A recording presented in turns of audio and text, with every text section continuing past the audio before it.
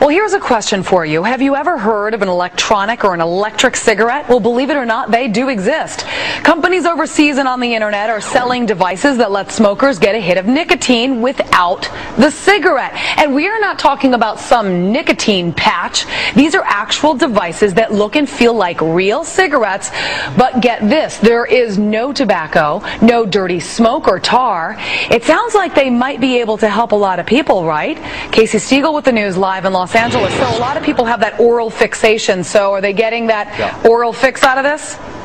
Yeah, they absolutely are. In fact, we hear of reports people smoking these on planes, in hospitals, places where cigarettes are certainly not allowed. Listen to this. There are more than 47 million smokers in this country, according to the American Heart Association. Many of those people trying to kick the habit. And for years, folks have turned to things like those nicotine patches and gum and lozenges, you name it. But now, more and more smokers using this. Check it out. A high-tech way to put the pack down.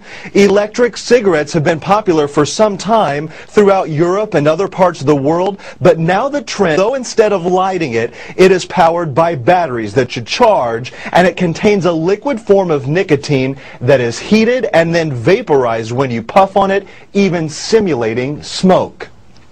It's a feel-good product. Every smoker has been bashed for years about how bad it is for them and those around them, and this eliminates that, so they can, it kind of takes that weight off of their shoulders that they've been experiencing by the social stigma surrounding smoking. This is the first thing I've ever seen that fills in some of those gaps and gives people an opportunity to continue the behavior associated with smoking, not go through nicotine withdrawal, and not do any additional damage to themselves. Because nicotine in and of itself doesn't cause disease. Some smokers report a high success rate of quitting with the device, even though they are not marketed as a smoking cessation tool, but rather a healthy alternative to smoking tobacco. But there are a few problems. The U.S. Food and Drug Administration warns that these products may not be safe. The FDA declined an on-camera interview, but did release a statement to Fox News this week saying they are not approved to be legally marketed in America, and there are health concerns because you cannot regulate how much nicotine you get.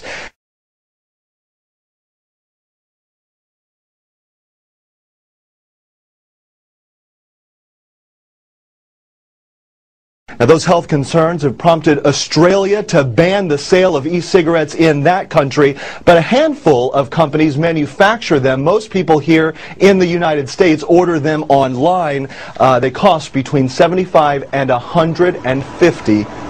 You know, I got a really smart floor crew here, and they just pointed out a really good observation that the FDA is worried that these things might not be safe as opposed to a cigarette. I mean, really?